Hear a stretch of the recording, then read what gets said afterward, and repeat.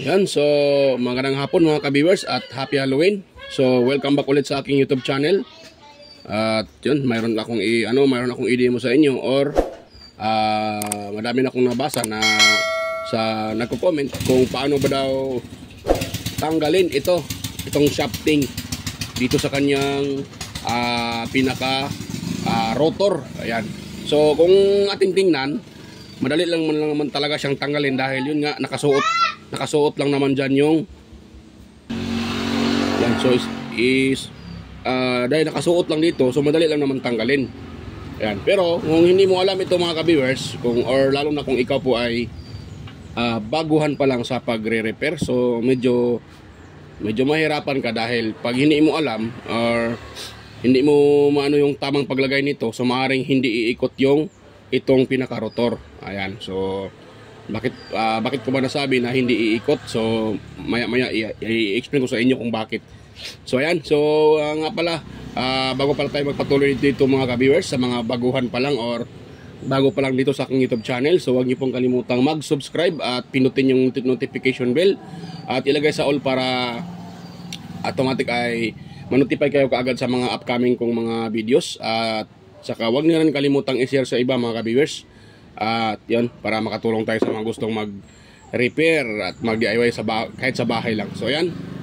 So tuloy tayo dito mga ka-viewers. So nga pala ito, kung kayo ay baguhan pa lang or nag-start pa lang sa pagre-repair, so ang teknik dito para hindi kayo magtanggal pagkatapos yung malagay mali, tanggalin na naman uli. So matagal lang kayo sa trabaho. So ang teknik dito mga ka-viewers, ganito.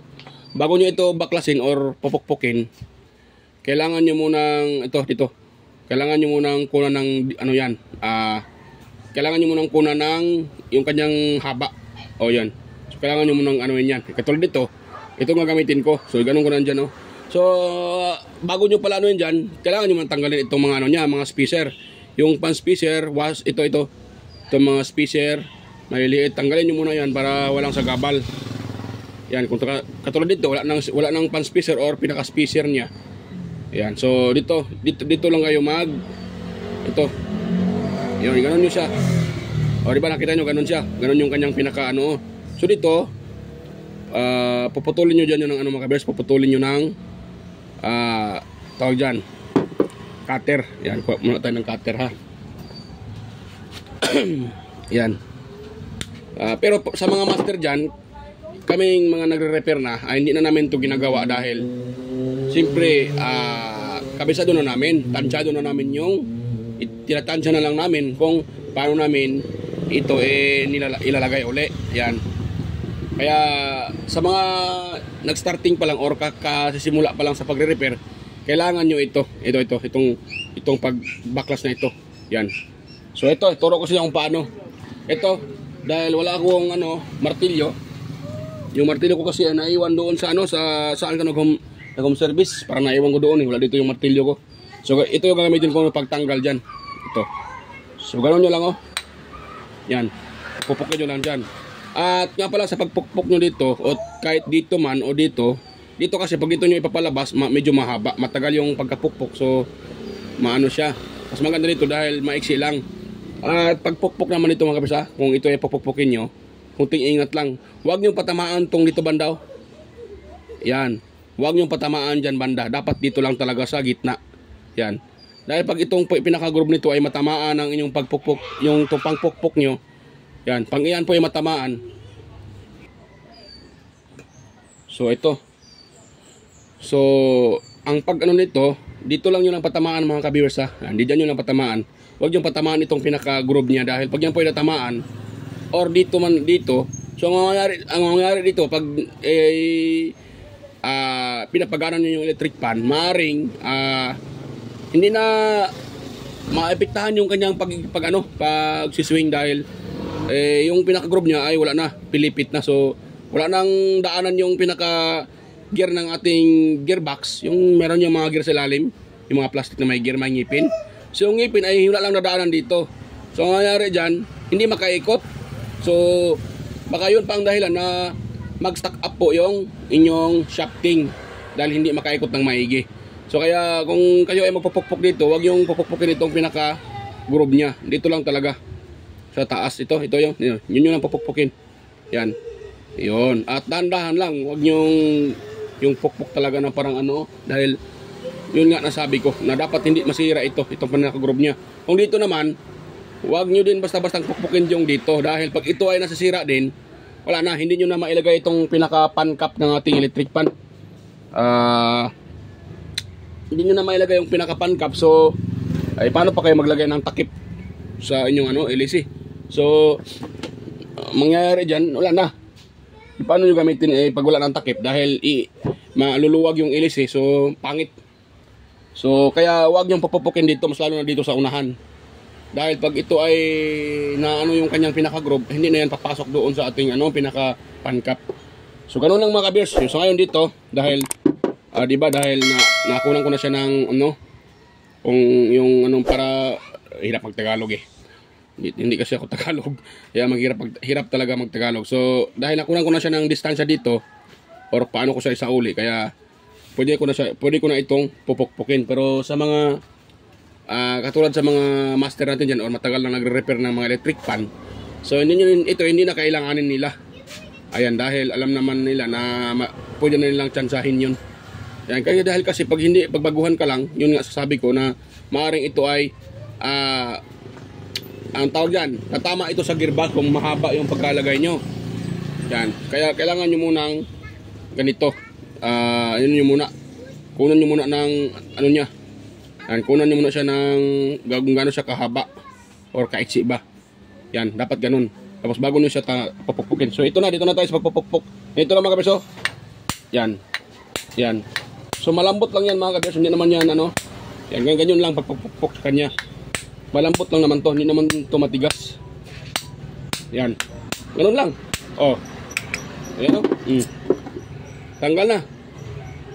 Ito kasi yung ni-repair ko nung isang araw. So hindi ko pa kasi na tapos dahil meron pang ibang na-repair na nauna pa dito. So ang problema kasi nito, mayroon ng gas-gas yung kanyang pinaka-shafting. So kailangan kong itong palitan. Yan. So ganun lang pagtanggal mga ka-viewers. So, pag ibalik nyo, ito, may nagtanong, okay lang ba kung, mayroon din nagtatanong sa akin kung ito, pwede lang ba kung magkabaliskatan yung pagkalagay. Walang problema. Kahit ganun nyo pa, ito ba ang sa unahan, ito ba ang sa likuran, or kahit saan dyan, pwede naman. Dahil, para sa akin, kahit saan dyan, iikot lang naman yan Yan, iikot lang yan mga ka-viewers. Yan. Kahit saan dyan. So, kahit magbaliskatan yan, okay lang. Basta ang importante yung dito, yung distance dito sa likuran.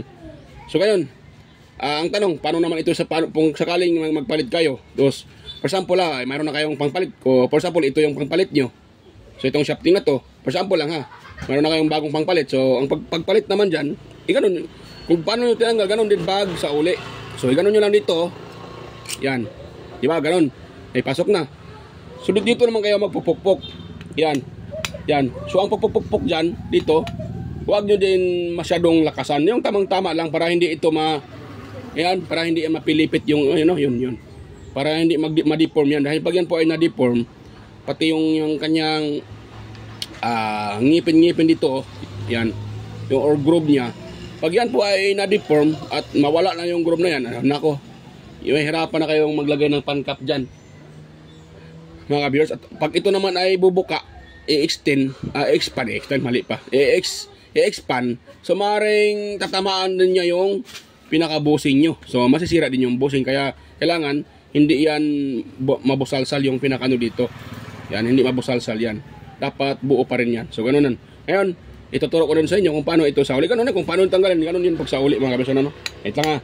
Ganun lang, Yan. Dandahan na din, Papasok lang din naman yan.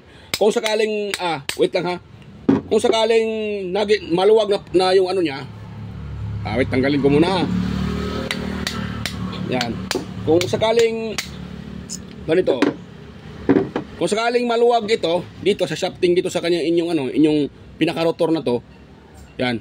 Ito kasi ay rotor, tawag dito. So kung maluwag na yung malaki na yung butas niya, ang gagawin niyo naman mga kabers, itong pinaka-outer niya, yung pinaka-outer, papupukin niyo ng martilyo, ganyan. Papupukin niyo diyan ng martilyo. Ayan. Diyan, tsaka dito. Bakit ko ba sinasabi dyan yung ganyan? Dahil Ang purpose dyan para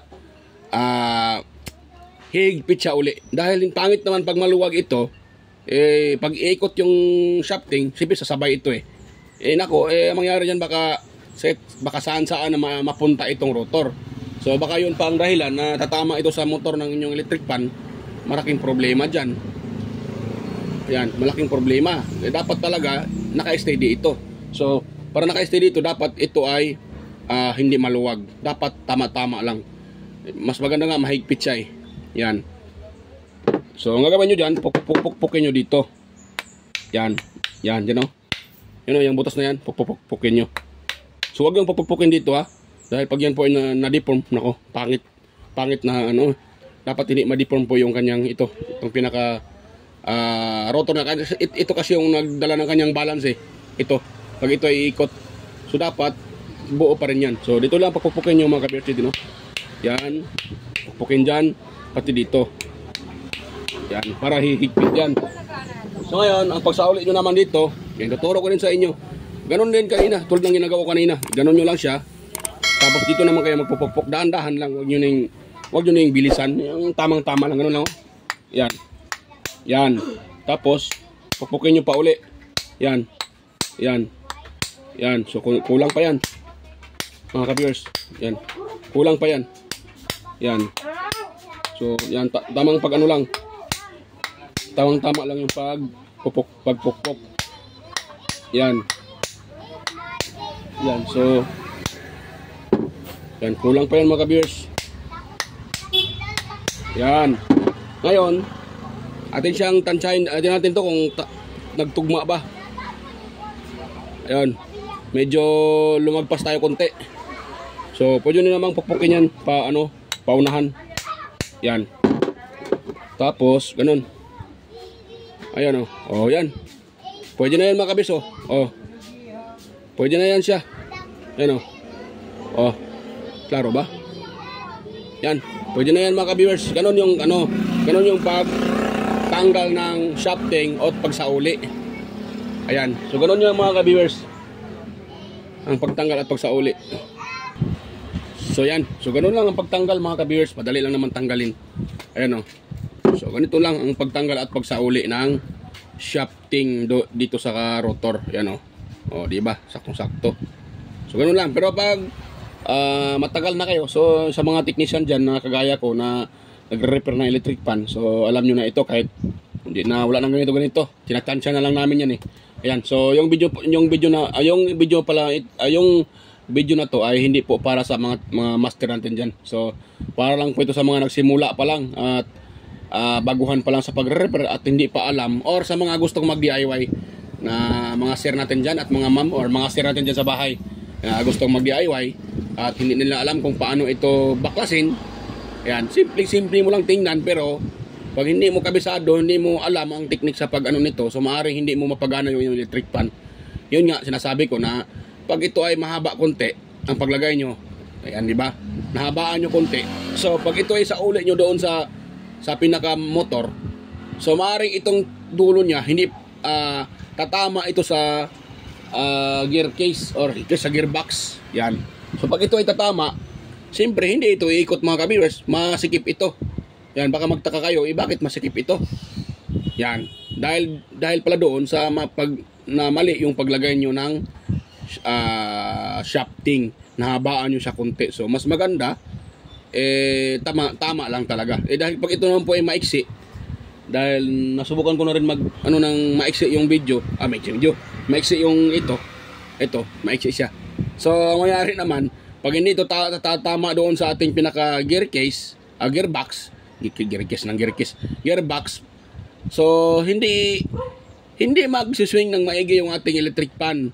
Hindi niya mapaswing yung electric pan pag hindi niya matamaan yung pinaka ngipin ng gear case, gearbox. Ba't ba ako gear case ng gear case? Yung gearbox ng electric pan, pag hindi niya matamaan yung ngipin sa lalim, pinaka groove doon or ngipin, so hindi talaga magsiswing. At minsan din, yan po ang dahilan na lumalagitik siya. Yan. So, yun po ang mga kabis. Yun po ang mai-share ko sa inyo tungkol po dito. Dahil kahit ito ay simple, So pag hindi mo alam ang technique dito at pag ano nito, so maaring mahirapan ka. So yan mga kabiyers, hanggang dito lang po mga kabiyers yung ating video. At mega loud shoutout sa ating lahat. Yan, sa mga silent viewers, organic viewers, maraming salamat sa inyong walang sawang pag-antabay at panonood sa aking mga upload at sa inyong suporta. So mega loud shoutout po sa inyong lahat. Ganoon na rin sa mga sumusupport at palaging nanonood sa aking mga upload. Ayan, mega loud shoutout po at happy Halloween po sa ating lahat.